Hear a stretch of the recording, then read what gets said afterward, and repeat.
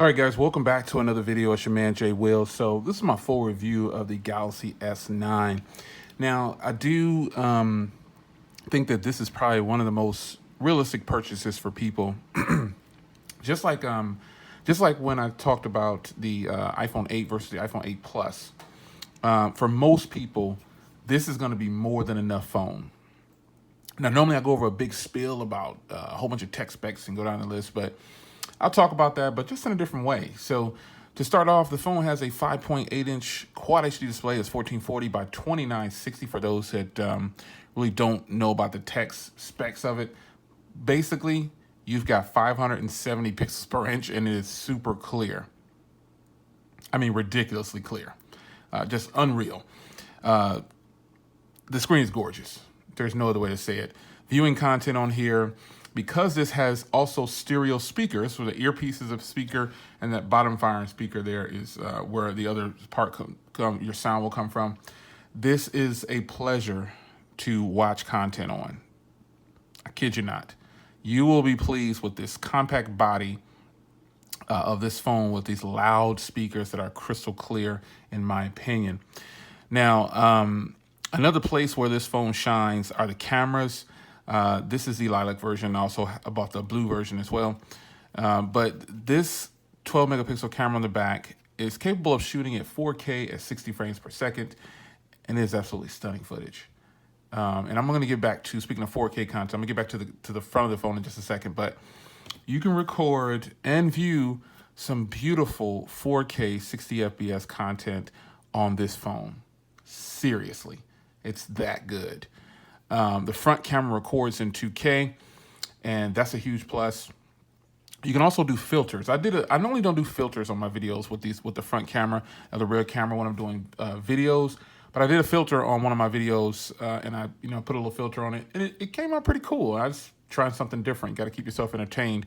So this phone's camera is packed with a bunch of different features like panoramic mode. I believe it does have portrait mode too, even though I don't use that, and AR emojis. It's got a bunch of stuff on here, man.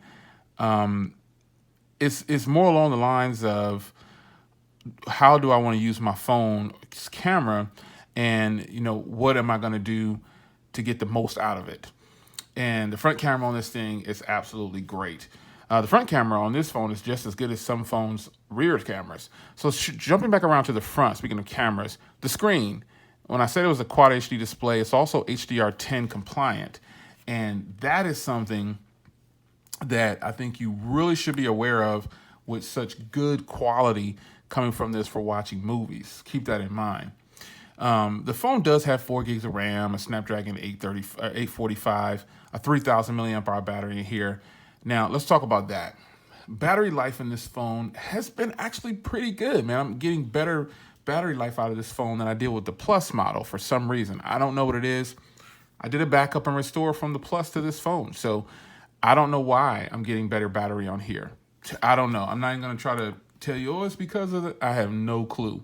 But what I will tell you is both the Plus model and this model are fantastic phones. I just happen to be getting better battery off of this phone. I don't know why. And it has a smaller battery, by the way. The Plus model has a 3,500 milliamp hour battery with also 6 gigs of RAM. So, and a dual camera setup. Anyway, this phone right here does have an SD card slot, but you get a 64 gigs internal. And it does have this Edge menu right here. Now, this is, when I saw this initially on non-Galaxy Note phones, I thought, what the heck? But it's just, it's a bonus, especially this area right here, the Smart Select. It's a bonus because this is, to me, when I see this, I think of Galaxy Note. I think I'm going to pull an S Pen out of the bottom of this thing, and I'm not. However, the Edge menu is just one more thing that takes Samsung experience over the top. And that's just the way it goes. Now, this phone can't be all roses, but sometimes it is like that, man. There are just some phones out there that, they're just good. And the user doesn't have any bad experiences with it. Software on here, I'm not having any lag. You can skin these things in the theme store with you can change the icons, the font, everything, man. Receive promotions and markers and things. Yeah, okay, that's fine. No, I don't need that. I've never seen that pop up before, and I got skins up here that I've used. Oh, you know what? No, I don't. I'm thinking of my other phone. I'm thinking of this is my new lilac color. So I haven't went in here and used a theme on this one yet. But yeah, I was like, what the heck? Why is it popping that up? But you can theme the crap out of this phone. The only downside to that is a lot of these are paid themes, man. Like they're really capitalizing off of the paid themes. I'm just not buying a theme, man. I'm gonna stick with my free themes, and that is a wrap. That's just me. And plus, I've already purchased things before, so I'm just not doing it. This is a thing that I actually put on on one of my other ones, on the blue one. I really liked it, so let's just theme it real quick. Show you what I mean. It's really simple and easy to put a theme on here, and you just hit download, and obviously it's gonna be like this. I start shooting a video. I have like 1 gigabit per second internet. As soon as I start shooting a video, it lags for a second for the download. But that's the server. That's not me. You see how fast that downloaded. You can't even see it download. So this is gray abstraction. Just put this on just to kind of give you some feel of, you change the theme. Sometimes it changes the font. It does a lot. So this one right here changed all the icons. It changed the font a little bit up, color of the font out there. It's white. It's like a tan color in here and a white in here. The folders are brown. It's just certain little things like that. Themes are awesome, and they're good ways to keep you interested in your phone. Now, like I said, it can't be all roses, but the complaints that I may have, you might say, "Oh, Jay, you trying to think of something wrong." Well, I mean, I actually have the Rinky case here that I keep it in, and the phone itself is a slippery phone and gets a lot of fingerprints. Now that doesn't bother me, I guess, but the fact that I do have to put a case on it until I get a skin, that kind of bothers me. I don't want to have to put a case on my phone. I like to use my phones bare with no case because I don't want to add any bulk if I don't have to. But the probability of me dropping it could be slim. It could be higher with this slippery back. So that's a complaint I have, and I'm really hoping that Samsung does a true dual speaker setup on the next version of this phone or whatever.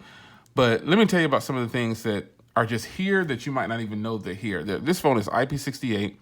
You have a headphone jack on here too. You've got a heart rate monitor, an iris scanner, facial recognition.